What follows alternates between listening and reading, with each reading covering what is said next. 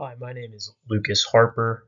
This is my final project on the movie Memories of Murder.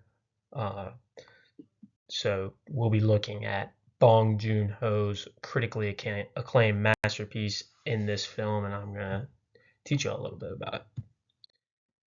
So going into the director, Bong Joon-ho is a super renowned, super famous South Korean filmmaker, celebrated for his unique sort of blend of dark humor, social commentary, and suspense. Most of you may know him from his film Parasite, which was the Academy Award winner for in 2019 for Best Picture. That was the first non-English speaking film to win that award, um, which is obviously a great accomplishment. Um, He was really, in his early career, influenced by detective fiction and societal issues, which elements of that are vividly present in Memories of Murder and some of his other works. But yeah, so I just wanted to show a couple of his other films. You see Mother in 2009, Okja in 2017, two other pretty famous movies of his. Um, so yeah, a little bit about the film. The film was released on May 2nd, 2003. As I mentioned earlier, it is directed by Bong Joon-ho. Um, and yeah, I feel like this film is a great film. The reason I picked it, I feel like it shows Bong's really unique storytelling style. Is kind of one of his first really big breakthrough films. So yeah, let's dive a little more into it. Going into the historical background. So the film Memories of Murder is based on a prior play called Come to See Me by Kim Kwang Rem, which focuses on South Korea's first confirmed serial murders, which occurred between 1986 and 1991.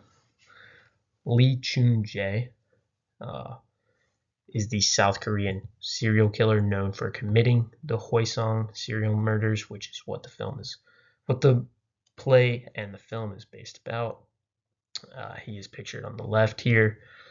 Overall, this was a period marked by a lot of political unrest, widespread fear, and the case remained unsolved for many years, deeply affecting the sort of national psyche that went along with that.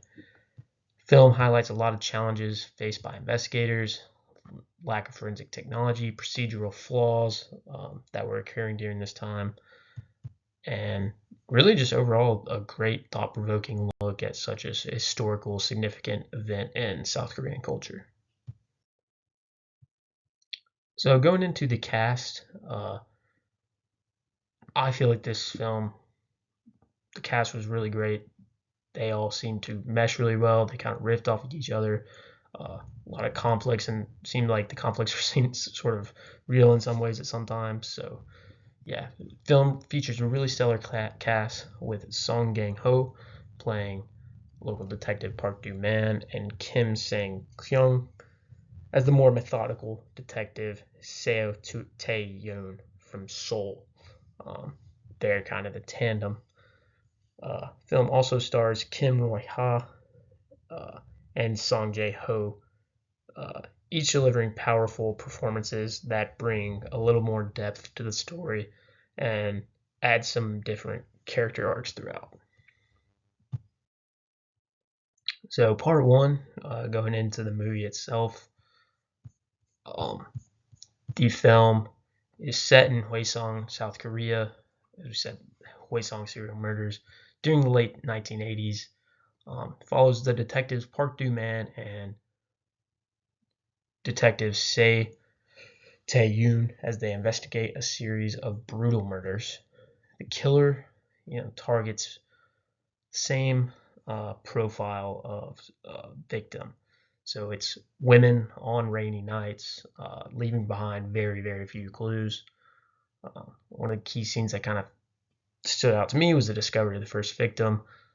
Kind of set the grim tone of the investigation in the entire movie, and like kind of really set the picture of what was the viewer was going to be dealing with. Part two of the movie.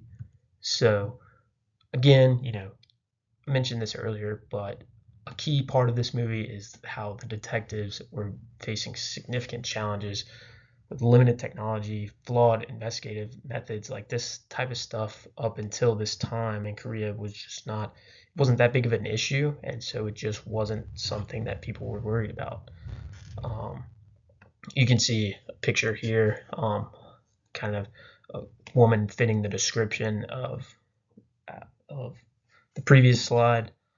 Um, a key scene of this, the interrogation and mistreatment of Baek Kwang Ho, which was the mentally handicapped boy who was coerced in confessing. Uh, as the investigation progresses, it reveals deeper societal and political tensions within this film, which I felt added such a more complexity to solving this case, or not being able to solve this case, I should say. In part three, kind of the final finale of the film, frustrations were mounting as the case remained unsolved, reflecting, such a chaos and fear prevalent in South Korea during this era. Some of the final scenes, as you can see on the left, it was just chaos. It was pandemonium, which I thought the film did a great job of doing. So a key scene is the intense confrontation between Seo Tae-yoon and the suspect Hyung Yoon, which culminates in an inconclusive DNA test.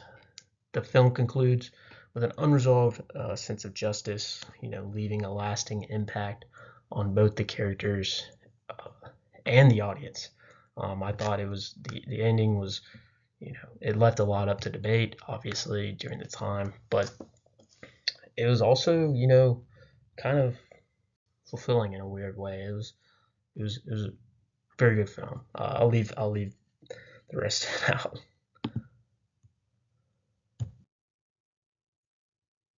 So lastly, some themes and messages overall from that I took away from the film. You know, Overall, this film is meant to offer a critique of police brutality and inefficiency in exploring themes of justice and frustration within, an imperfect system that South Korea found itself in the late 1980s. The film comments sort of on the societal and political climate of the 1980s in South Korea, highlighting human costs of unsolved crimes and their impact on both victims and investigators.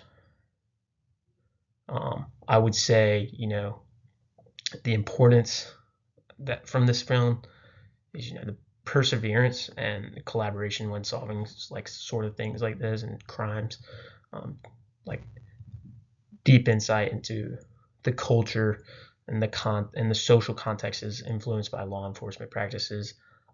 I thought was really interesting, and like I mentioned earlier, this film was Bong Joon Ho's like kind of his breakthrough film in a way, and really was able to showcase his masterful storytelling and direction. So that was something I definitely didn't want to leave out.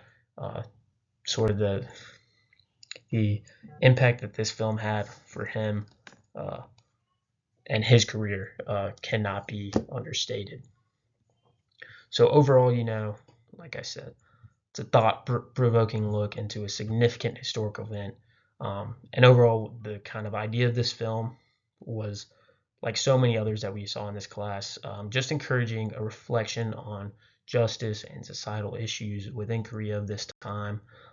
And I thought this film really did it in a masterful way, and is something everyone should be paying attention to.